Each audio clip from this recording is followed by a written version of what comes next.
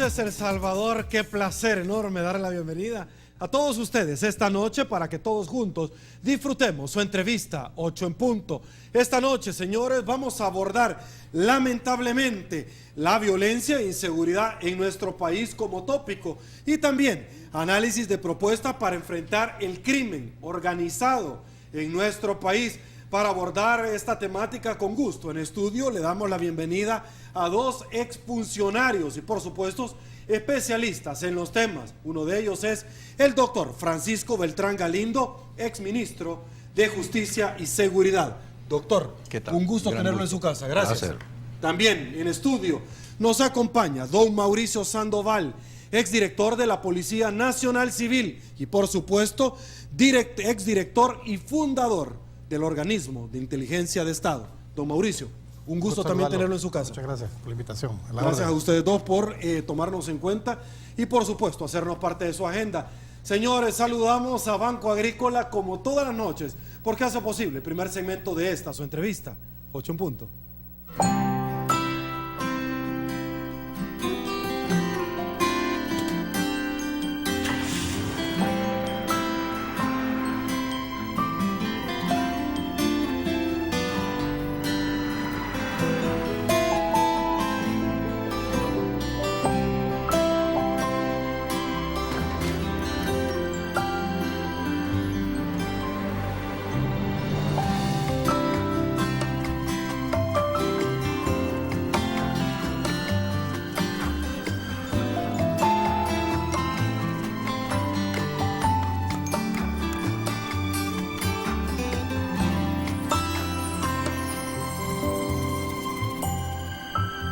Las pequeñas obras se vuelven grandes cuando le ponemos el alma. Banco Agrícola, El Salvador, cuenta con nosotros.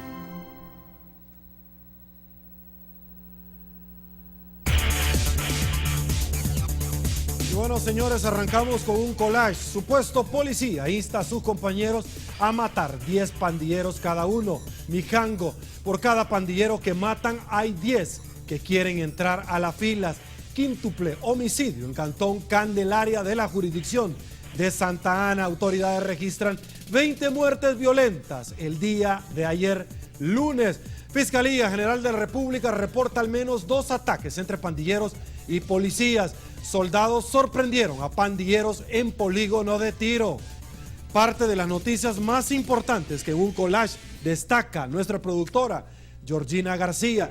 Señores, con eso arrancamos esta entrevista y precisamente comentándoles que el día de ayer se difundió un video que ustedes ya lo podían apreciar de un supuesto agente de la corporación policial que hace un llamado a sus compañeros policías que asesinen a 10 pandilleros por cada elemento de la corporación policial. Por la tarde el director de esta dijo que investigarán estas declaraciones y van a sancionar al policía de resultar ser efecto que es parte del ente colegiado y aclaró que la PNC, una institución al servicio, producto de los acuerdos de paz y convivencia pacífica y no tolerará instigaciones violentas de esta naturaleza. Arranco con usted, doctor Beltrán Galindo. La gente está aplaudiendo la justicia privada.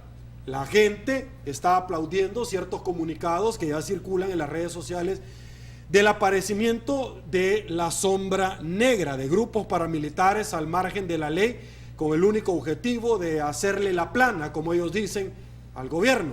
¿Qué opinión le merece? Bueno, primero que si fuera cierto hay que verlo con gran preocupación.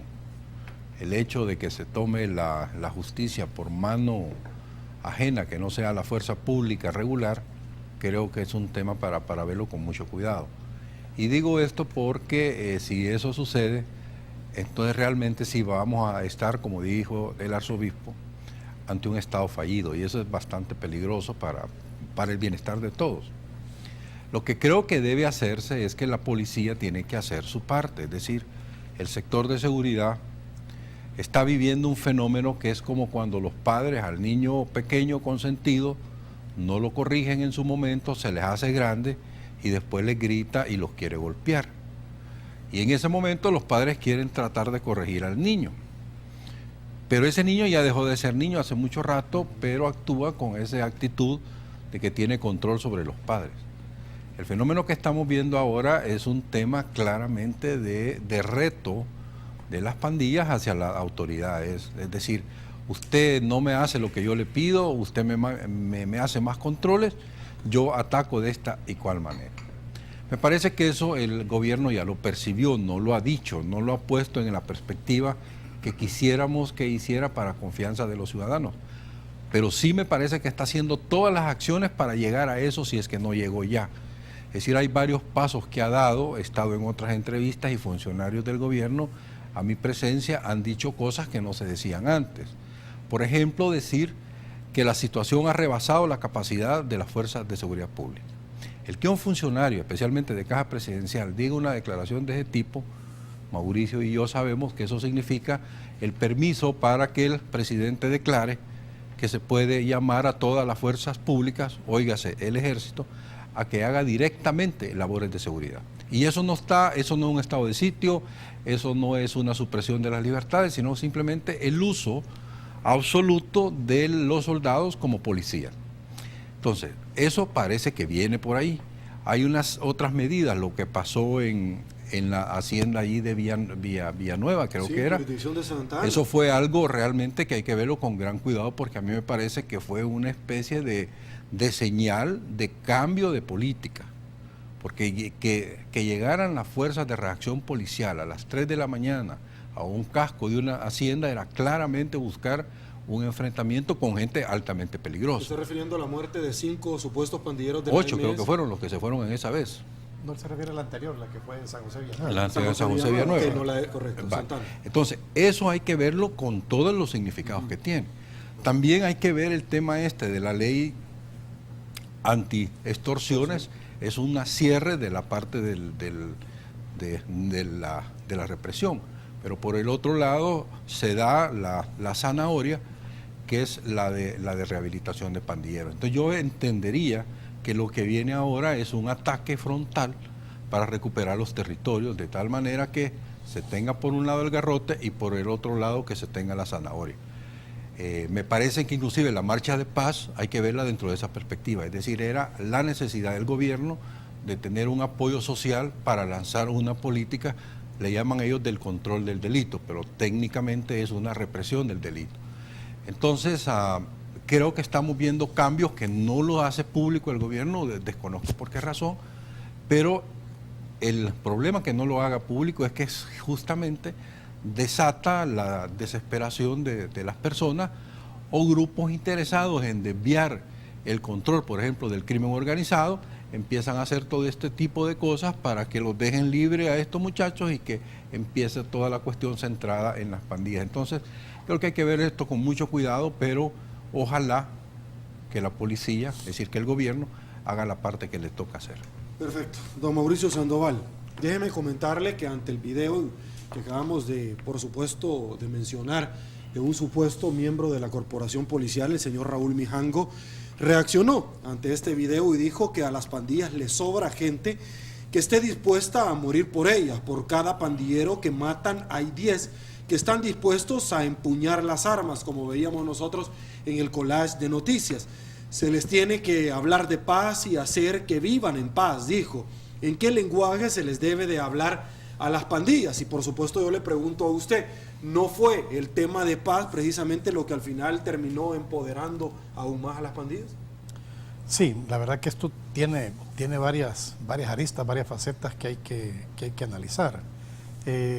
Si hablamos de Mijango, estamos hablando de la tregua que se dio anteriormente, hace un año y medio, el 2012 creo que fue esto, lo de la tregua, y todo lo que generó esta situación de la tregua cuando se le da un estatus político a las maras y que empiezan a tener ellos privilegios y empiezan a suceder una gran cantidad de eventos que al final terminó en un rechazo por parte del gobierno actual a raíz de cómo se agravó y cómo se manejó esta situación, porque primero se pretendía de que era una eficiencia, una efectividad de las autoridades cuando estaba Munguía Payés de ministro de Seguridad Pública y que por eso los homicidios habían ganado, pero un medio digital, un medio escrito digital sacó a la luz la realidad de que había habido una negociación. Esto tiene implicaciones muy graves para la institucionalidad del país, porque al momento que estamos viviendo ahora y que tenemos a un señor Mijango hablando de que los homicidios se pueden reducir para el día de mañana a la mitad si se regresa a esto de las negociaciones y los privilegios, yo la mañana expresaba de que hay que analizar la parte jurídica, hay que ver qué es lo que dice Fiscalía, lo que dicen los abogados penalistas con respecto a si hay delito o no en que los homicidios se hayan duplicado de un día para otro por órdenes de cabecillas de un centro penal. ¿Qué responsabilidad penal o si han cometido delito o no los que hicieron esta tregua? ¿Y qué responsabilidad tiene este señor Mijango cuando evidentemente se ve que él tiene comunicación con las maras porque le está asegurando que el problema se puede resolver de un día para otro? Y aquí estamos hablando de seres humanos, estamos hablando de vidas. O sea, hubo un día de 26, 27 homicidios y a esto súmele los 5 desaparecidos, que es el promedio diario, que no se sabe qué es lo que ha pasado, porque han encontrado algunas fosas clandestinas y han encontrado algunos vivos, pero los 5 estos promedio diario del 2014 son personas que no han aparecido, o sea que estamos hablando más de 30 personas que están siendo asesinadas con toda posibilidad, y esto ya es realmente una crisis enorme. Entonces, esta situación que se da ahora, cuando empiezan los mareros a asesinar a los policías y que los policías empiezan a dar comunicados protestando por esto y quejándose de que no están siendo protegidos, es una serie de señales que indica que no se está haciendo nada por proteger las vidas de los policías y mucho menos también por proteger las vidas de los seres humanos que están perdiendo día a día. Entonces, cuando yo veo unas declaraciones de un director de policía donde él dice, y el subdirector también, donde dicen de que no es responsabilidad total de la policía detener la delincuencia, para mí esa es una afirmación totalmente distorsionada, porque la policía es la responsable de combatir la criminalidad. Las comunidades tienen que participar en actividades de prevención. La parte de la exclusión, de la marginación y todo eso, está el gabinete social, está el gabinete económico, pero combatir al criminal es la policía. La policía no tiene por qué combatir la pobreza, eso lo hemos repetido varias veces. La policía está para combatir al criminal y la policía tiene que ser protegida por sus jefes a que no esté ocurriendo lo que está sucediendo en este momento. Ya van, no sé, 60 policías asesinados y los encuentran en situaciones vulnerables frente a sus familias. Y eso no puede ser posible. Entonces, cuando vemos de que los mismos policías se están quejando, cuando vemos que un director de policía, me dicen hoy en la tarde, que él dijo que iba a sancionar a estos policías, yo creo que está como que echándole más gasolina al fuego, porque más bien deberían de ver cómo empiezan a resolver el problema. Y los policías, si no hay un plan que los esté protegiendo, están protestando pues en una reacción natural, al igual que las reacciones graves que puedan suceder de que ellos empiecen a participar en tomar la justicia por sus manos también a lo que está sucediendo. O sea que la situación se ha desbordado. Don Mauricio, en algún rotativo leí donde usted ha dejado entrever de que debe haber un relevo de las autoridades. Bueno, no necesariamente. Yo realmente lo digo porque en el tiempo en que nosotros tuvimos responsabilidad sobre la seguridad pública, y aquí está el señor exministro de Seguridad Pública también, nosotros teníamos una presión muy fuerte de la sociedad civil, una presión muy fuerte de los medios de comunicación, una presión muy fuerte del partido de oposición en aquel momento, que actualmente está en el gobierno, donde nos exigían a diario la destitución de nuestras posiciones por los problemas que en ese momento se estaban viviendo. Tuvimos una crisis de secuestros, la resolvimos en un año. Los secuestros se erradicaron. El señor exministro participó en todo ese esfuerzo y esa fue una presión y una autoexigencia que nosotros teníamos, respondiendo como responsables, valga la redundancia, de evitar esa criminalidad. Entonces ahora, ¿por qué salen ellos queriendo evadir una responsabilidad? Tienen que trabajar y tienen que cumplir con su misión. Si no lo hacen, pues se les hace una rendición de cuentas.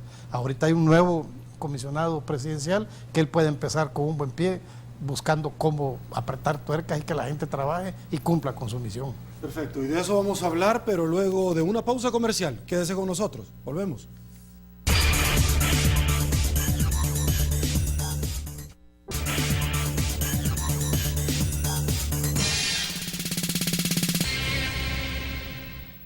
pasajes, colonias y municipios enteros han pasado a ser controlados por las pandillas. Por eso, Guillermo Gallegos propone que se autorice estado de sitio para restringirles la movilidad. De los estados de sitios focalizados. Los diputados llaman al gobierno y al fiscal general de la República a sentarse y elaborar una sola propuesta de ley que permita dar vigencia a esta idea de los estados de sitio en los municipios más peligrosos. Lourdes, Colón, por ejemplo, Quesaltepeque, Zacatecoluca, Panchimalco. Esta idea es apoyada por Arena, que también reclama al gobierno que siga sin tener planes para proteger a la población. Van más de 1.200 asesinatos en lo que va del año y otros tantos desaparecidos, lo que puede convertirse en la época más violenta de la historia del Salvador. Además, proponen que la Fuerza Armada ponga más soldados en la calle. La incorporación efectiva de la Fuerza Armada en materia de seguridad. Estamos hablando de convocar a no menos de 10.000 reservistas de la Fuerza Armada. Que se juzguen a los menores con penas de adultos y que ya no se dividan a los pandilleros por cárceles. De separar a los pandilleros por diferentes maras en los centros penales. Esto ha sido un grave problema que trae como consecuencia la territorialidad y que puedan operar. Mientras los homicidios se siguen contando por decenas, tuvimos noticias del presidente Salvador Sánchez Serén, pero solo a través de las redes sociales, anunciando que sancionó la ley para tratar de controlar las extorsiones. Para Teleprensa, Canal 33, Guadalupe Bonilla. Bueno, y esta nota sintetiza y recoge prácticamente las diferentes propuestas. Tanto el diputado Almendaris propone el acuartelamiento de la PNC.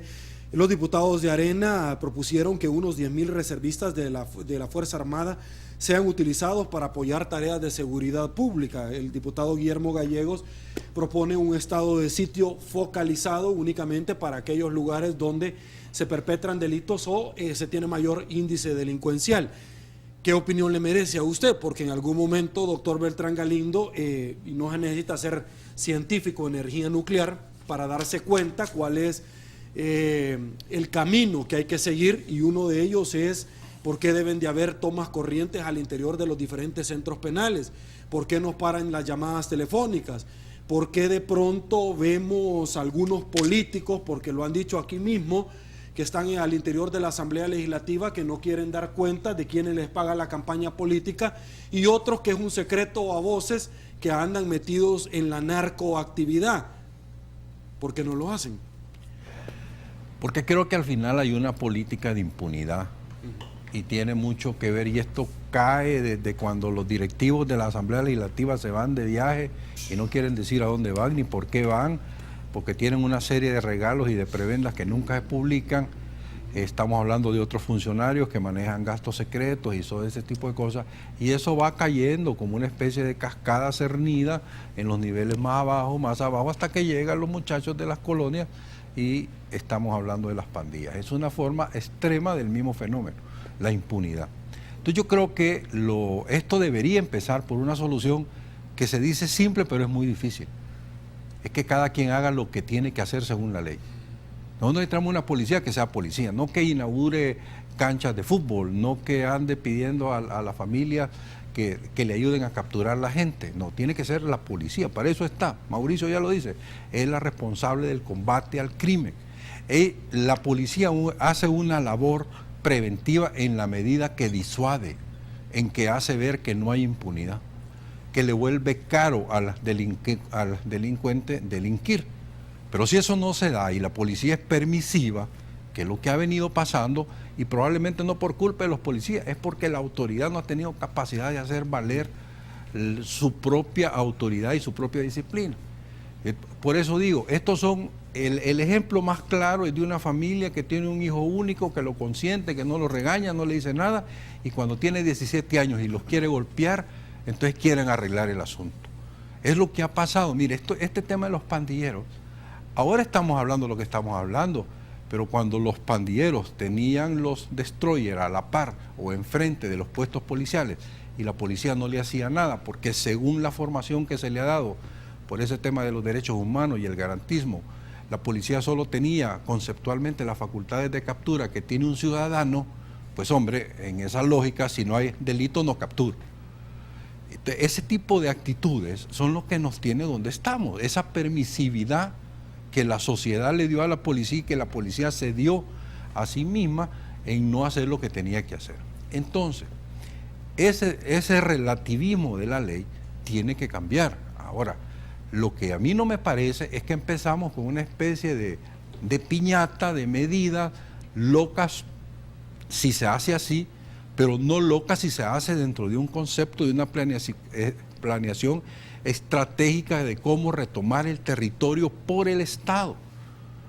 Yo lo que veo, todas esas medidas que se dicen, puede ser que estén bien, puede ser que algunas sí, puede ser que otras no, pero una por una no nos hace nada, nos puede llevar a más problemas. Distinto es que el Estado, como Estado, diga, vamos a retomar el territorio. ¿Cómo los generales planifican la retoma de otro territorio cuando hacen una guerra? Bueno, así tienen que hacerlo ahora. Tienen que decidir dónde está la retaguardia, cómo cubren la retaguardia, dónde llevan a los capturados, porque ya no tenemos cárceles para que entren. Entonces, ¿dónde están los campamentos donde ellos van a entrar, los capturados? No lo sabemos. Entonces, todo ese tipo de cosas tienen que ser tomadas y decididas. Yo esperaría, como digo, quiero pensar, quiero desear que toda esta estrategia que he estado viendo por el lado del gobierno, la ley anti-extorsiones, la marcha de paz, el movimiento del GPR, del grupo de reacción policial, este tema de la anti-extorsiones, esa aparente facilidad del gatillo que le hemos visto en los últimos meses a la policía. Yo quisiera esperar que todo eso esté respondiendo a un plan integral de represión del delito. Si eso es así, bienvenido. Espero que el gobierno lo diga. Tengo mis dudas todavía porque, como bien se dice, los ciudadanos ahora lo que estamos viendo es la parte más oscura de la noche. Lo que no sé es si estamos a las 2 de la mañana o a las 5 de la mañana. Porque si estamos a las 5 puede ser que la parte más fea de la noche, pero ya va a salir el sol. Pero puede ser que estamos a la 1 de la mañana y todavía nos queda toda la segunda mitad de la noche con esta violencia. Entonces, vamos a ver. Don Mauricio, ¿qué mensaje se le debe mandar a la corporación policial? Cuando déjeme comentarle que al menos 6 ataques se han registrado contra delegaciones policiales, han pasado tirando granadas, y más de 15 asesinatos de policía durante licencia. Han atacado a familiares de estos, en alguna medida han atacado a gente que está vinculada a la fiscalía, custodios en los diferentes centros penales, pero aún más dramático, déjeme comentarle rápidamente que en mis notas tengo que el día martes, este día, un grupo de pandilleros fueron sorprendidos en un polígono de tiro en la jurisdicción de Panchimalco, al sur de San Salvador. Supuestos pandilleros abrieron fuego en contra de la patrulla que llegaba a verificar esta práctica, dejando como resultado 2 presuntos pandilleros heridos y otros 2 capturados. Lo interesante de la nota que quiero compartir con usted no solamente es que se están adiestrando, están en algún momento regulando la forma de tirar, sino que además les decomisaron subametralladoras UCI. Las pandillas poseen armamento privativo de la Fuerza Armada que se han extraviado y aquí nadie dijo nada, y que viva la flor, que la mía es la mejor. ¿Por qué no han procesado a exfuncionarios o a funcionarios?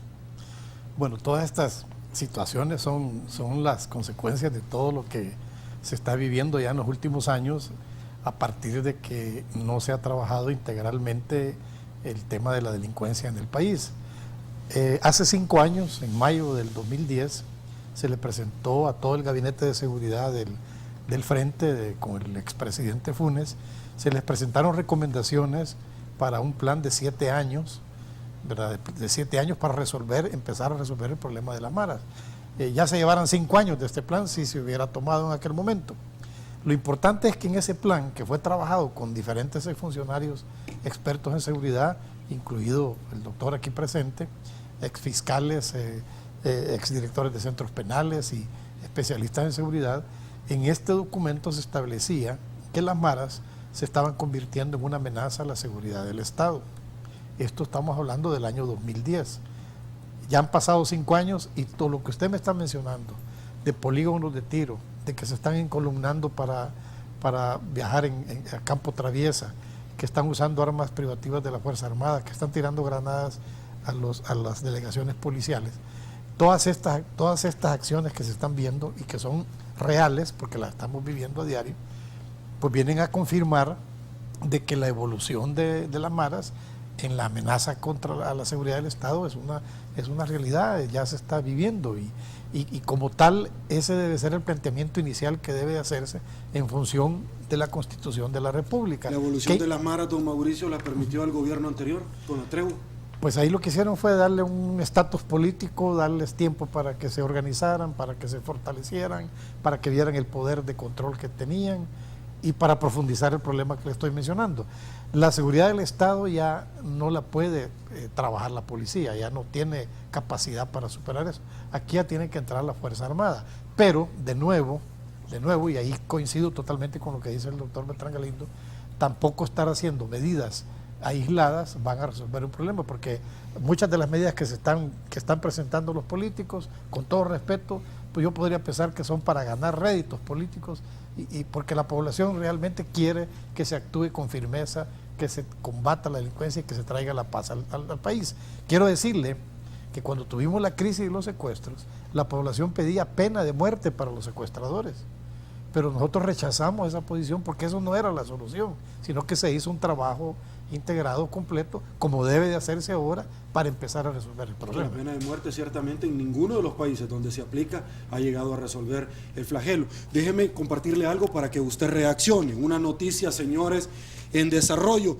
Nuestro reloj marca las 8 de la noche con 27 minutos. A esta hora, señores, hay una noticia en desarrollo. Acaban de atacar en el Centro Judicial Isidro Menéndez a 2 policías PPI. Uno de ellos se les está brindando seguridad.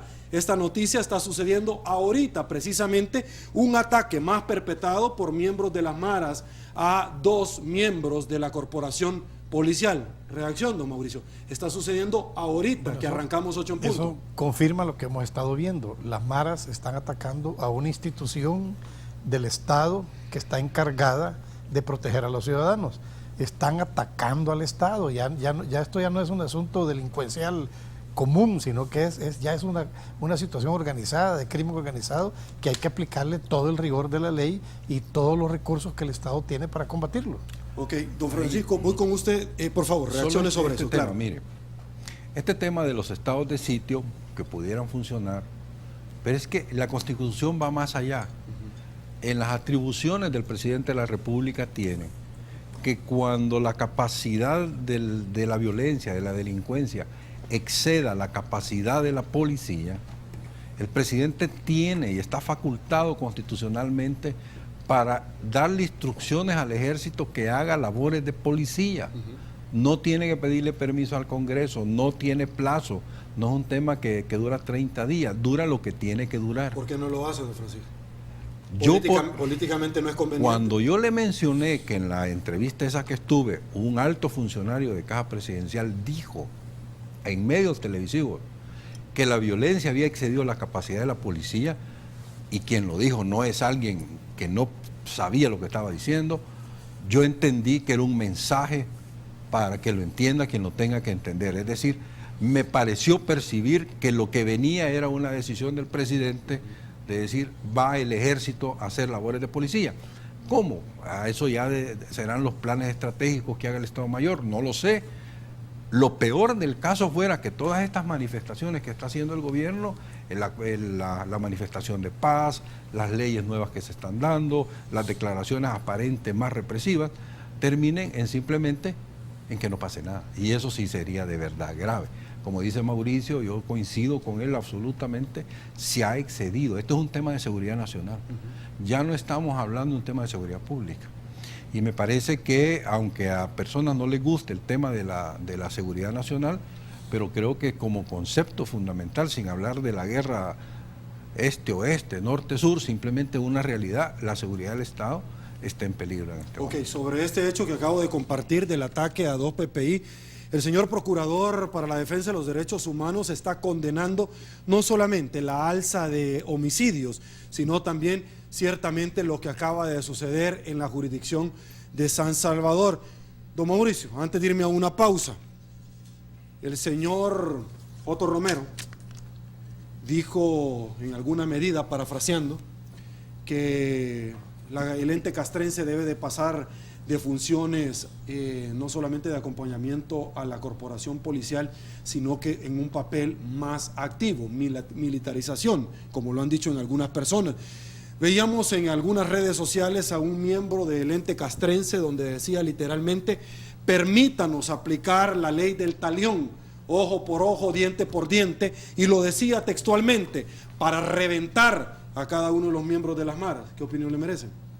Yo creo que hay que tratar de mantenerse con la prudencia y la moderación que se necesita para el manejo de una crisis tan grave como la actual. Porque si nos vamos a los extremos, es echarle no leña al fuego, sino que es echarle gasolina. Entonces hay que ser prudentes, hay que tomar decisiones que sean en el largo plazo sostenibles y que tengan consecuencias positivas, y no venir a incendiar una situación que se ha salido de control, precisamente porque yo tengo la impresión y la percepción de que el gobierno como que está siendo sorprendido por esta situación, porque de repente tanto asesinato de policía, tanto asesinato de maras, las granadas a las delegaciones, como que de repente están viendo cómo van a reaccionar. Yo quisiera compartir y creer lo que dice Chico, de que posiblemente ya empezó un mecanismo de implementación de medidas estratégicas, pero yo no sé, las señales que se reciben, por ejemplo, ahorita ya han pasado más de 24, 48 horas y no hemos conocido una posición formal del gobierno. Aquí sí amerita una cadena de radio y televisión. El presidente que dijo que iba a asumir la responsabilidad de la seguridad ciudadana, el nuevo comisionado presidencial, y que dé un mensaje que si realmente ha empezado a implementarse medidas, pero hemos sabido de que mañana va el comisionado presidencial junto con el ministro de Seguridad, Benito Lara, que van a un programa de televisión como parte de una rutina. Entonces realmente es muy preocupante de que no hay una posición que venga a darle tranquilidad a la población, o sea, de que se están tomando medidas. Asumiendo liderazgo. Él dijo el 1 de junio que él asumía la responsabilidad de la seguridad ciudadana en el país, y entonces eso traería tranquilidad a la población. Este es un pensamiento, pues, que también puede ser igual de fuera, quizás. Okay, déjeme preguntarle a don Francisco, porque me llamó la atención lo que don Mauricio dijo. Me parece que han sorprendido al gobierno. Don Francisco, han sorprendido a un segundo gobierno del FMLN cuando en el pasado fue una guerrilla, y yo con mucho respeto bajo el cargo al señor Benito Lara, acá mismo se lo planteé, pues a preguntas por supuesto de la ciudadanía: ¿por qué no implementan las técnicas de la guerrilla contra las maras? Este funcionario que le cuento que estuve yo en un programa dijo otra frase que me pareció interesante. Dijo: miren, dijo, yo puedo tener diferencias con el señor, se estaba refiriendo a mí. Y dijo: pero debo aceptar que no es tonto, debo partir del supuesto que no es tonto. Cosa que le agradezco, porque a veces puede ser que lo parezca. Pero yo le regresaría ese mismo tema también al gobierno. Yo creo que pensar que son tontos es un error. Yo quiero pensar que son inteligentes, que a veces cometen errores, todos lo cometemos. Entonces, ¿cómo explicarme esa pasividad del gobierno, por ejemplo? Solo hay dos explicaciones posibles. O son cómplices, o sea, cómplices inteligentes del fenómeno, o realmente están haciendo algo, pero lo están escondiendo por temas de no ser transparentes ante la población. Coincido yo que si un caso amerita cadena, es este. El presidente debería cortarnos el programa ya y decir: voy a dar declaraciones y voy a decir estoy en control. Y estoy en control y vamos con todo lo que la ley nos permite, porque ese es un elemento importante. Cuando peleamos contra los secuestros había mucha gente que quería que los matáramos. Por supuesto que la gente quería que los matáramos. Pero caer en esa tentación, la autoridad, es un error gravísimo. Porque entonces nos metemos en un sistema donde se matan unos, se matan otros y nos morimos todos. No se trata de eso. Se trata de aplicar la ley con energía, con fuerza, pero dentro de la ley. Y entonces a mí me parece que esos llamados a pegarle fuego a todo el mundo, yo no lo comparto, pero sí creo que la única manera que no se suceda es que la policía o la fuerza pública, llamémoslo en este momento la policía más el ejército, hagan su trabajo con seriedad, con un liderazgo claro y que la ciudadanía perciba que sí estamos por lo menos retomando el control, aunque se haya perdido en este momento. Pero si eso no se da, lo que está pasando, uno no sabe si responde a una labor estratégica o está respondiendo, como bien dice Mauricio, a una reacción sorprendida ante algo que no vieron venir. Perfecto. Vamos, señores, a una pausa. Volvemos.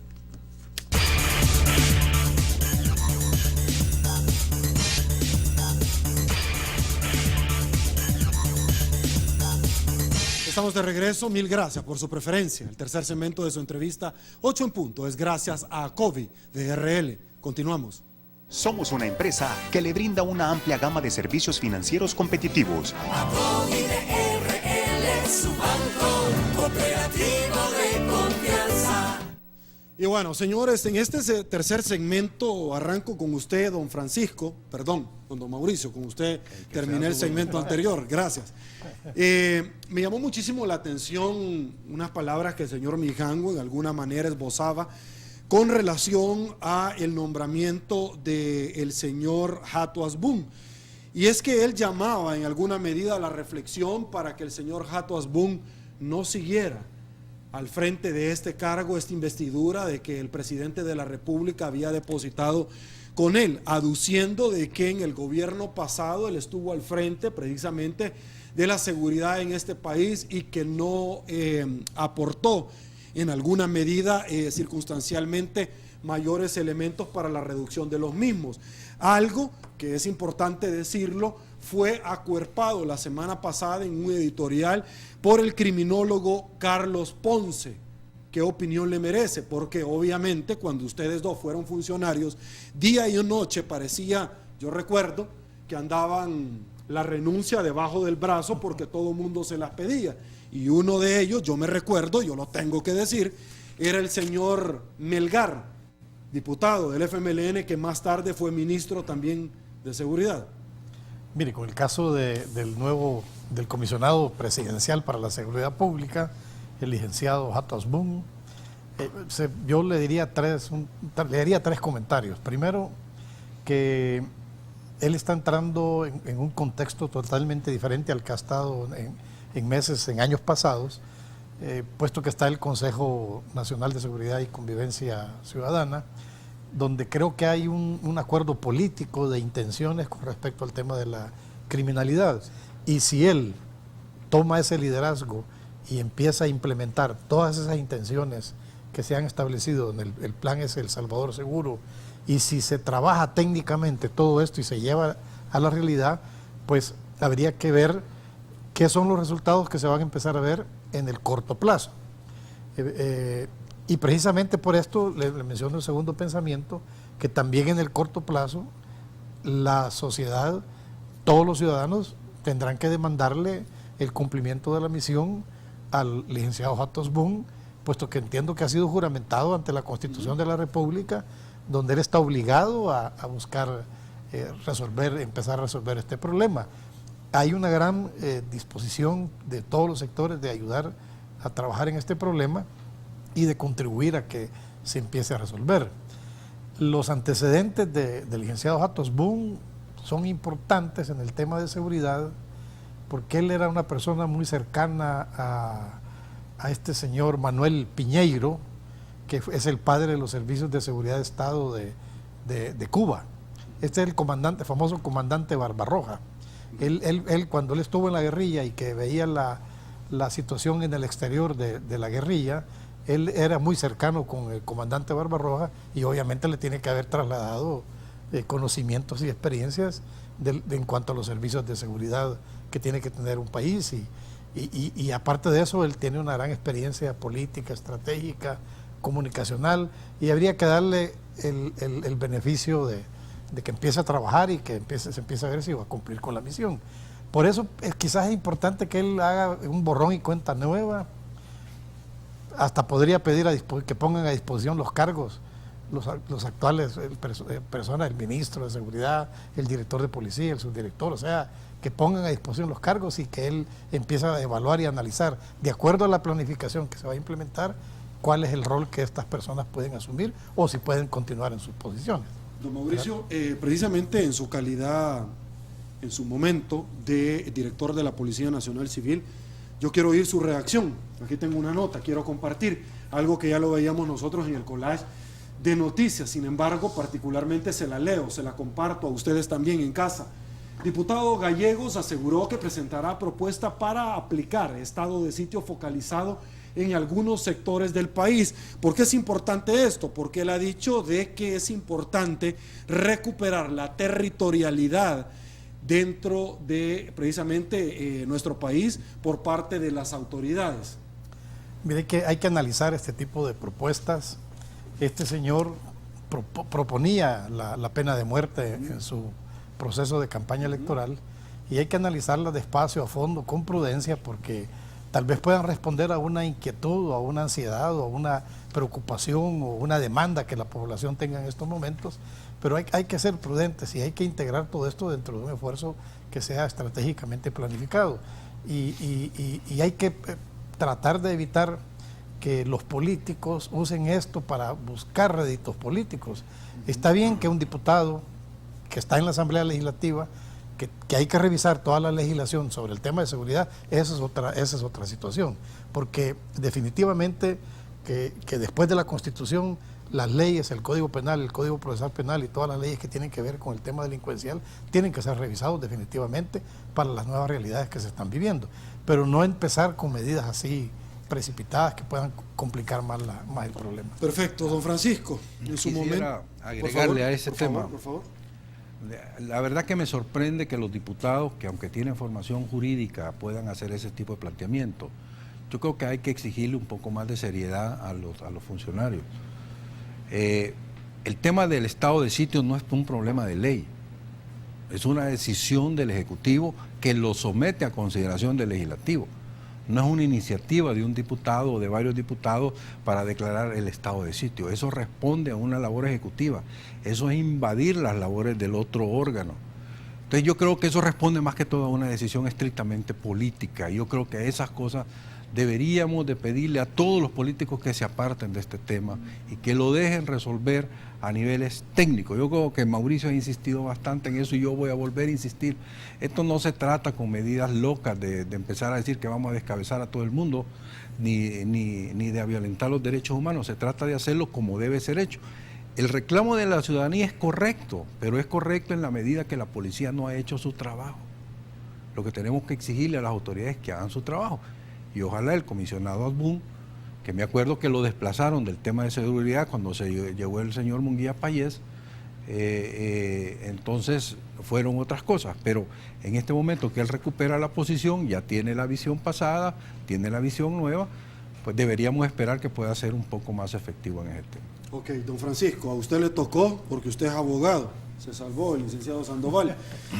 El presidente de la República en su momento salió al paso antes de los comicios electorales y dijo de que el gobierno anterior no solamente había sido facilitador de la tregua, sino que había participado activamente en el tema de la tregua. Le pregunto como abogado, ¿hay formación, configuración de algún tipo de delitos penales o varios o delitos conexos donde tendría que participar la Fiscalía General de la República? Es muy probable que hayan habido conductas que conlleven delito, habría que verlo y me imagino que la Fiscalía, que en su momento dio unas declaraciones muy fuertes, dijo que la tregua era hipócrita, mafiosa y todo ese tipo de cuestiones. Yo insistí públicamente, no en el caso nuestro, porque no conozco los detalles y no puedo decir qué delitos o qué conductas delictivas pudo tener el ministro, el director de centros penales, el director de policía, etcétera. Pero que sí me parece que hubieron conductas que fácilmente son atribuibles a conductas delictivas, es cierto.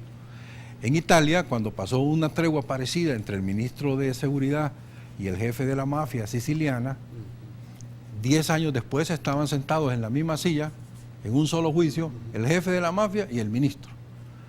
Están todavía en eso. Entonces yo creo que ese tipo de acciones de que los funcionarios van y usan discrecionalmente y pasan los linderos de la ley es un error.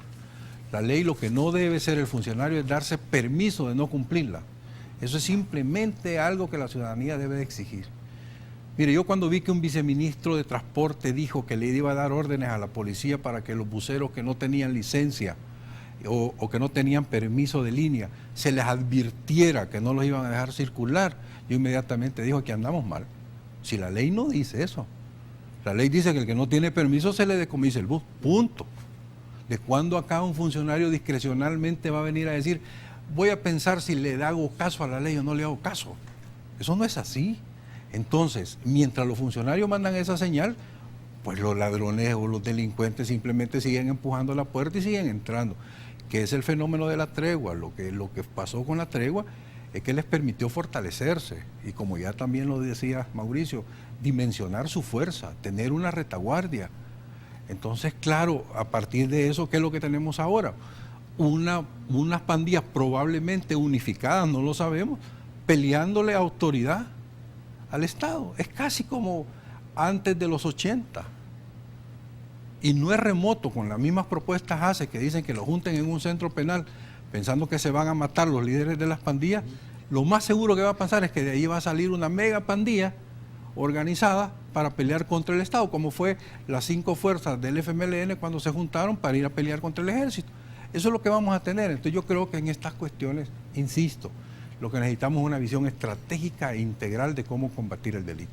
Don Mauricio, hasta febrero de este año el mes más violento era octubre, en el 2009, cuando se reportaron 438 asesinatos, pero el mes pasado, marzo, este año se ha convertido en el mes más violento, en promedio que se reportaron 15.32 asesinatos por día y 9 masacres. En total fueron 481 homicidios. En una década, marzo ha sido el mes pasado el más violento. Sin embargo, el mediador Raúl Mijango dijo, todo lo que está pasando ya estaba anunciado. Esto se puede parar en cuestión de días. ¿Cómo se deben de entender estas palabras?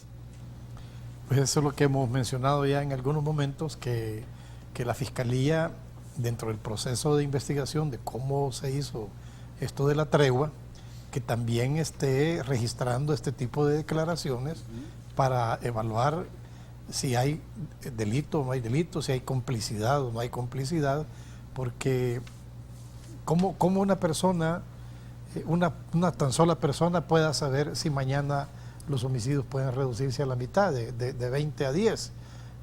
¿Cómo es posible? Tiene que haber alguna comunicación, tiene que haber alguna relación, y esta persona pareciera que está actuando como vocero de cabecillas que están en prisión porque han cometido delito, y que hay que ver también la responsabilidad penal de estos cabecillas que están ordenando estas muertes. O sea, ahí se habla mucho que con la cuestión de los derechos que tienen los presidiarios, que hay una ley penal, pero esas leyes también hay que revisarlas, y eso es lo que habría que ver también en la Asamblea Legislativa. ¿Qué sucede cuando una persona está condenada a 40 años de prisión o 50 años de prisión, como puede estar condenado este viejo Lin, y él está ordenando 5 días asesinatos diarios desde la prisión? ¿Cuántos años más hay que sumarle? ¿O qué derechos pierde esta persona al estar acumulando más delitos estando aún en prisión? Esto lo tienen que saber ellos, que no pueden estar actuando impunemente desde los centros penales. Entonces, las personas que están relacionadas con ellos afuera, también hay que investigarlas, o que ellos aclaren cómo es posible que ellos pueden tener esa comunicación o esas declaraciones donde están generándole esperanzas falsas a la población. Ok, antes de irme a una pausa, doctor, por favor, un minuto. Vimos una masacre en Quesaltepeque donde estaban parqueados unos cabezales y dejaron una seta, y al final se determinó que uno de los que había muerto era familiar de aquel señor Reiniero de Los Perrones. ¿Estamos en presencia de una actividad del narcotráfico, de un ajuste de cuentas, o hace rato estábamos durmiendo con el narcotráfico y no nos habíamos dado cuenta?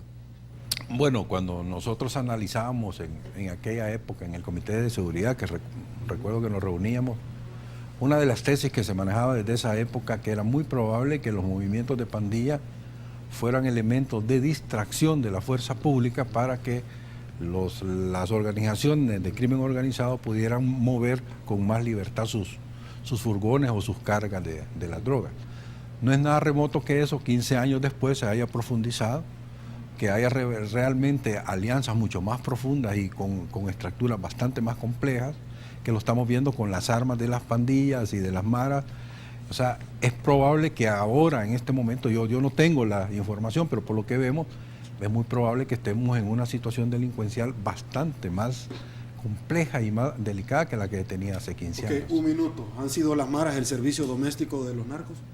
Es posible que ya estén funcionando ellos en un nivel superior, porque así empezaron como mensajeros o como transporte de droga, pero hay lugares en otros países inclusive que ellos han tomado la distribución de la droga. Y este caso de Quesaltepeque es sumamente serio porque ahí han asesinado a 9 personas. Esto implica una organización criminal muy grande que tiene que tener recursos, inteligencia, armas, vehículos, transporte, toda la logística. Eso no es un simple delito. O sea que ahí está el crimen organizado ocupando las maras como muro de contención. Me tengo que ir a una pausa, pero un amigo ahora que es policía me contó que alrededor de 100 solicitudes de permisos sin goce de sueldo para ir a probar suerte a los Estados Unidos al interior de la corporación policial se están registrando cada mes, señores. Lamentable. Pausa, volvemos.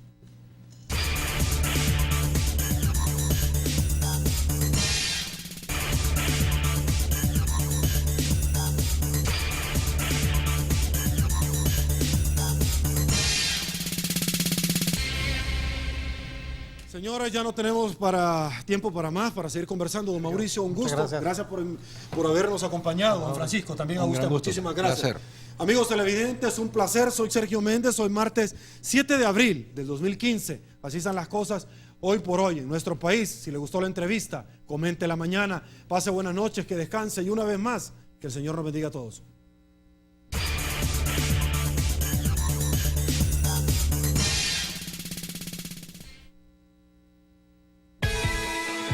A continuación,